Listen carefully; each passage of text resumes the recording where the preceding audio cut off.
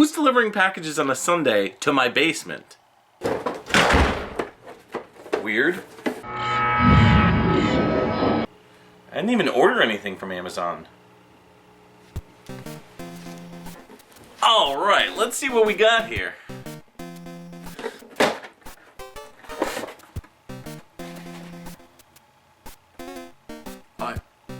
I never thought this day would come.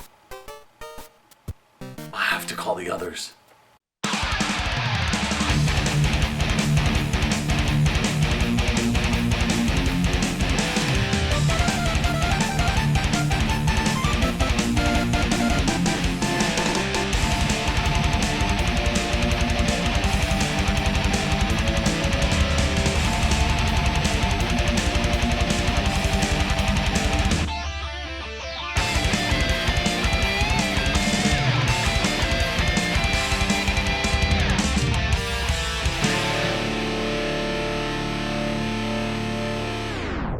Well, thanks to the power of friendship, I should be able to make a video call to MichaelBTheGameGenie and WeekendGameGuy, because we made a pact years ago that if I was ever going to review Amagon, that it was going to be with those guys. So I should be able to pull up the image on my Sony Trinitron TV. Yeah, I can't believe I just said that either. Boom! Alright, got the high score in Final Fight. Now time to move on to Star Wars Arcade, and then we can call it a day. Well, if it isn't Michael Beardo the Game Genie. Hey, how did you get in here? And by the way, that's not even what the B stands for in Michael B. the Game Genie. Bunko. Wrong. Binky? Incorrect. Burger Boy. Remind me why you're here again? Can't you see I've got arcades to play? Consoles right now are nothing but ghosts in a shell to me. Yeah, but look what came in the mail today. For the record, I didn't order this. Does Weekend Game Guy know about this? No, let's call him. Chris. We need you. Weekend Game Guy. Not right now, guys. I'm trying to pick the right sweater to stream in tonight. I think you're gonna need to break out the big guns. In sweaters this time. Mike, show him the box. Amazon?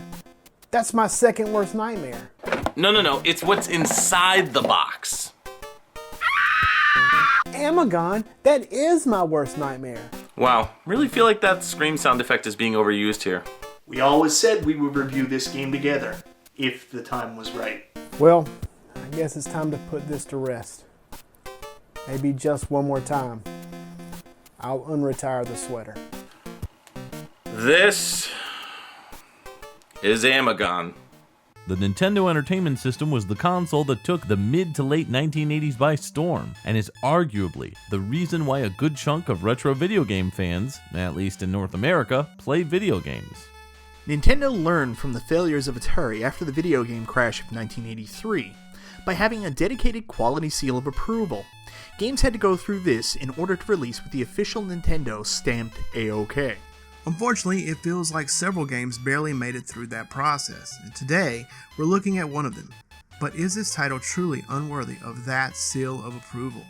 And if so, is it for the reasons you're thinking? Or something else entirely?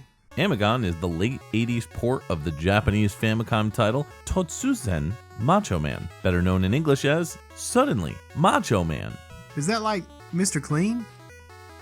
Right behind you? It's definitely not related to Randy Savage, I can tell you that much. Amagon was developed by a Styanax developer, ICOM, and published by either Vic Tokai or Sammy, depending on your region. No matter which gamers I talk to about this game, it gets the worst rap. It's well deserved. Totally. So, today, we're checking out why this running, gunning action romp gets so many people's blood boiling. Is it as bad as they say? Or is it, Ooh, don't say it. What? Don't you dare say it. A hidden gem? Come on, man. Come Are on, you kidding? man. Now If you do everyone's that, gonna all buy of a it. sudden, Why'd you have to everybody's go gonna call wanna it a buy the hidden game. gem? And With zero story in-game to clue us into the mystery of Amagon, we have to refer to the manual. Amagon, a highly decorated Marine, was on a mission to uncover information regarding some alleged monsters taking over a South Pacific island. But his plane crash lands there, and now he's stranded and needs to find a way back home. This brings us to the title screen, and wow, what a barren wasteland of emptiness. We have the completely blue background, bleeding out the purple logo with a crashed plane, and the man himself, Amagon. Right off the bat, this is the biggest problem I have with the game. Amagon is such an unlikable hero. What's with that dumb smile? Why does he look all hunched over? What a doofy goof. Amagon attacks foes in a Contra-esque run-and-gun style of gameplay, which also includes some frequent platform hopping. You move our titular hero to the end of each level from left to right, blasting away enemies with your machine gun rifle thingy, which houses a limited amount of bullets. Killing enemies with the firearm will let you pick up randomly dropped items such as points, more bullets, 1-ups, and the Megagon transformation. This allows you to press the select button and transform into Megagon, a brute version of Amagon with super punching powers and laser fist blasts. Pressing up and the B button in this mode also unleashes a curved projectile to shoot out at your enemies. However, this power is limited based on the life bar at the top of the screen. Punching doesn't do any damage to yourself, but when you run out of life energy, you go back to that doof goof Amagon. Controlling both Amagon and Megagon flows really well, and the controls are exceptionally responsive, sometimes too responsive. Your jump can be triggered with the A button, though pressing the button quickly allows your character to do tight and shorter hops. I don't know what the point of this feature is, but it's there. So with Amagon controlling well, which was half the battle of achieving a good NES game back in the day, what seems to make this game the bane of people's existence? Well, it's the difficulty. By getting to Zone 4, the game allows you to continue, but not always where you like. Take for example when I died in Zone 6. See, Amagon himself can be defeated with one hit, from projectiles to bumping into him. Heck, even a slight breeze will probably put Amagon flat on his back. But we're used to this, right? We've cut our teeth on the one-hit killathons like Metal Slug, Contra, and many, many more. But with Amagon, the range of attack is quite limiting, with our hero only being able to shoot left or right, and not even all the way across the screen. With such a frantically twitchy jump button, it doesn't even give you enough airtime, leaving you at the mercy of spray and pray tactics.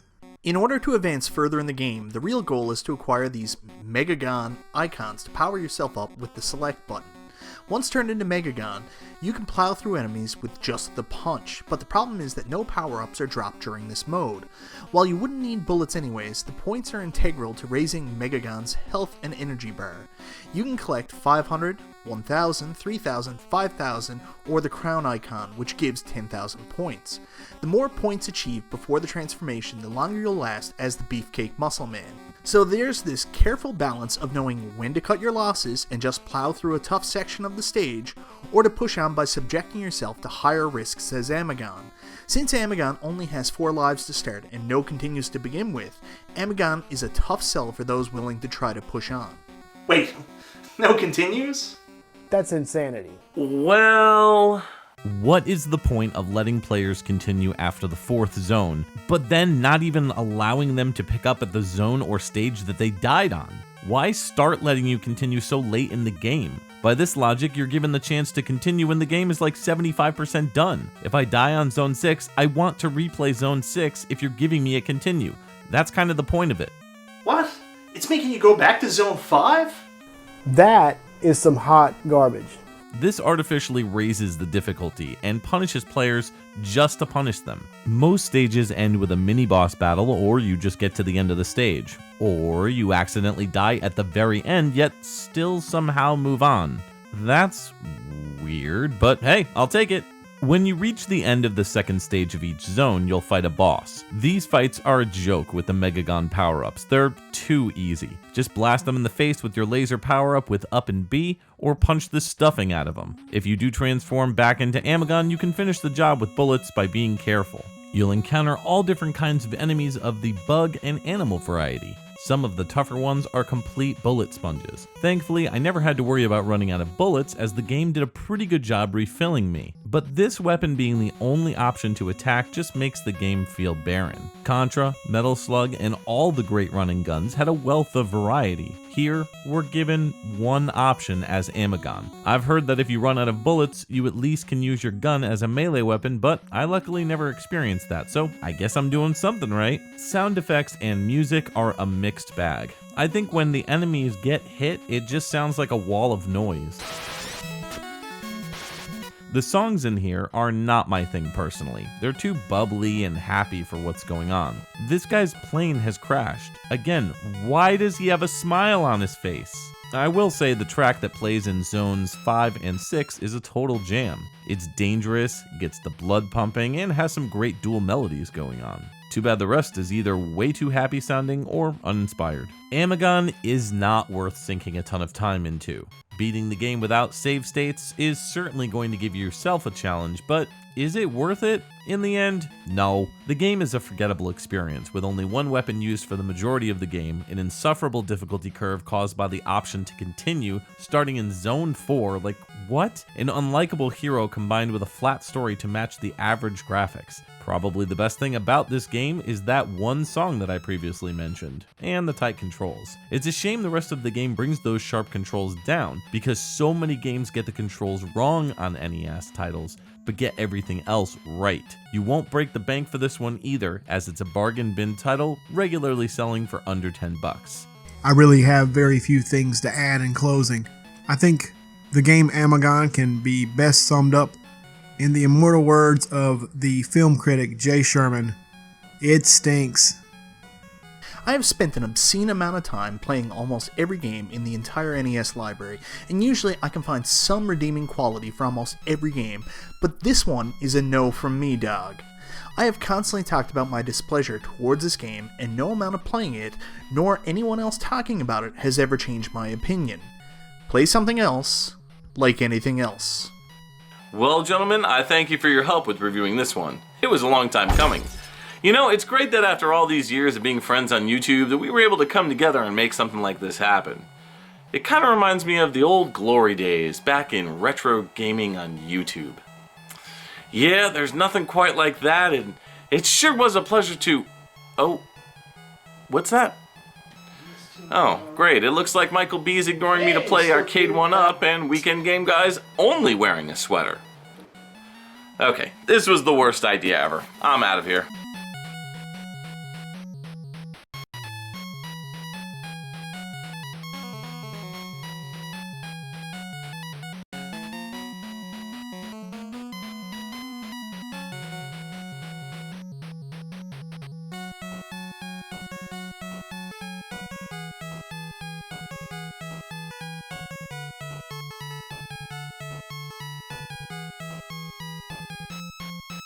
Thank you to the following Patreon members for their contributions. Donating to the Morningstar Whip tier or higher gets you a shout out in every review. Big thanks to Super Jess, Nintendo, The Autistic Gamer 89, and Trevin Adams. Take a look at all the available tiers and consider becoming a patron by directly helping with funding bigger and better reviews and overall growth to the channel. Links in the description down below. Thanks for watching. If you like what you saw and want to watch more reviews, click on the videos below, or explore the channel after subscribing. I'll see you next time on Dude You Haven't Played This Game.